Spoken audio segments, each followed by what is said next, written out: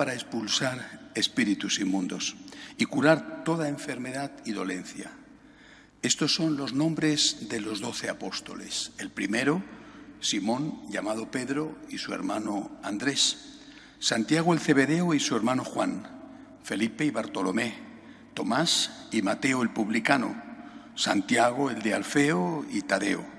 Simón el celote y Judas Iscariote el que lo entregó. A estos 12 los envió Jesús con estas instrucciones: no vayáis a tierra de gentiles, ni entréis en las ciudades de Samaria, sino id a las ovejas descarriadas de Israel. Id y proclamad que el reino de los cielos está cerca. Palabra del Señor. Este texto que nos cuenta sobre todo el nombre de los apóstoles es muchísimo más que un fragmento de interés histórico. Porque detrás del nombre hay una persona y detrás de la persona, dentro de la persona, hay una personalidad, hay un carácter, hay unas virtudes, hay unos defectos, hay actos generosos, heroicos, hay pecados. ¿Lo sabía Jesús? Hay un texto del Evangelio que dice que antes de elegir, de entre los muchos discípulos que tenía, de elegir a estos apóstoles, se pasó la noche orando. Es decir, no se lo tomó a broma el Señor. Hizo un serio discernimiento. Eligió a estos y no a otros, y él sabe por qué lo hizo. Pero es que uno de ellos, el propio evangelista Mateo lo cuenta, uno de ellos fue un traidor, Judas el Iscariote, y los otros no del mismo modo, pero también le abandonaron en el momento más difícil. Además, algunos sabemos que tenían un carácter muy fuerte. Él mismo, Jesús, el apóstol Santiago y a su hermano San Juan, les llamó los hijos del trueno y no les dijo eso por casualidad. Es decir, esta gente que fue llamada por Jesús, que fue elegida por Jesús para ser sus íntimos, esta gente era gente con pecados y era gente con defectos y también con virtudes. Ahora traslademos esto a nuestros días.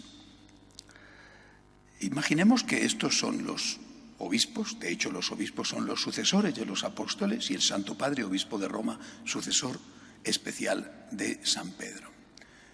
Imaginemos que son los colaboradores de los obispos, que somos los sacerdotes. Personas con personalidad, con cada uno su carácter, más tranquilo, más nervioso, más trabajador, más perezoso, pero también con sus virtudes y con sus pecados. Si Jesucristo hubiera dicho, solo me pueden servir los perfectos, habría tenido que llamar a ángeles.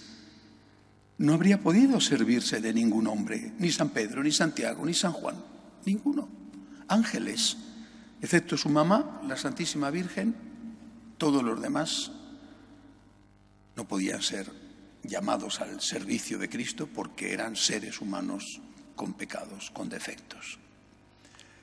Y por lo tanto, ¿por qué nosotros somos más exigentes que nuestro Señor Jesucristo?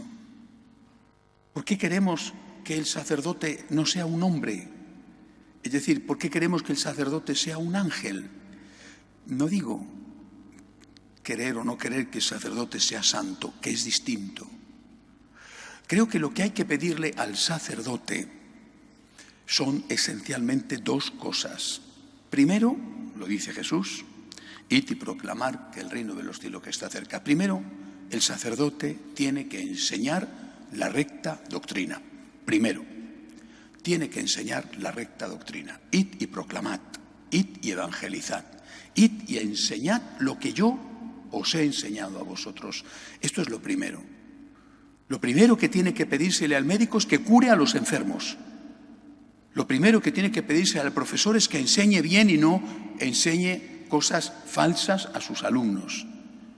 Lo primero que tenemos que pedir a los sacerdotes es que enseñen bien. No confundamos las cosas. Lo primero, que enseñen bien. Son maestros, son médicos del alma. Que enseñen bien. No confundamos. ¿Qué es lo segundo que hay que pedir? Que estén en el camino de la santidad.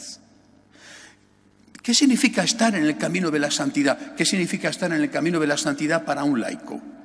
Por ejemplo, un laico, un casado, una mujer casada, que un día engaña a su esposa o a su esposo.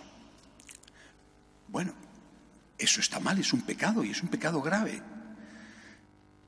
Ese señor, esa señora vienen a confesarse y el sacerdote por supuesto, les dice, les hace ver lo que ellos ya seguramente saben de sobra, que eso está mal, que tienen que terminar con eso, y ellos, cuando han ido a confesarse, son los primeros que han aceptado que eso tenía que acabar. Bueno, eso es un pecado. Es distinto de una situación de pecado.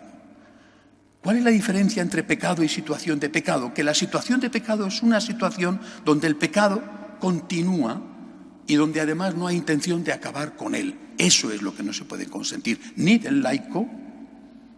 Por ejemplo, yo estoy casado, pero tengo una doble vida porque tengo otra relación fija, habitual, con otra señora, o al revés.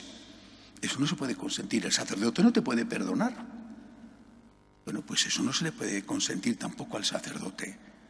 Si al laico no se le puede consentir que tenga una doble vida, tampoco se le puede consentir al sacerdote que tenga una doble vida. Es decir, lo que hay que pedir al sacerdote es, repito, primero, que enseñe bien, que enseñe la recta doctrina, que no enseñe sus opiniones, que no haga la liturgia a su manera, aunque tenga buena voluntad, eso lo sabe Dios, pero aún así tiene que ser fiel a la enseñanza de Jesucristo. Eso es lo primero que hay que pedirle, porque el laico se va a fiar de él, dado que él es el que representa a Jesucristo en ese momento en el altar. Y segundo, que ese sacerdote tiene que estar en un camino de santidad. Tiene sus defectos, tiene sus pecados, y tú no los tienes, y no los tenía San Pedro, y no los tenía San Juan, y no los tenía el apóstol Santiago. Y sin embargo Jesús les mandó a evangelizar. Lucha por ser santo. Y esto vale para todos, laicos, sacerdotes. Lucha por ser santo. No te acostumbres al pecado, no justifiques el pecado, no te establezcas en una situación de pecado. Y si caes, pide perdón, 70 veces 7. Lucha por ser santo.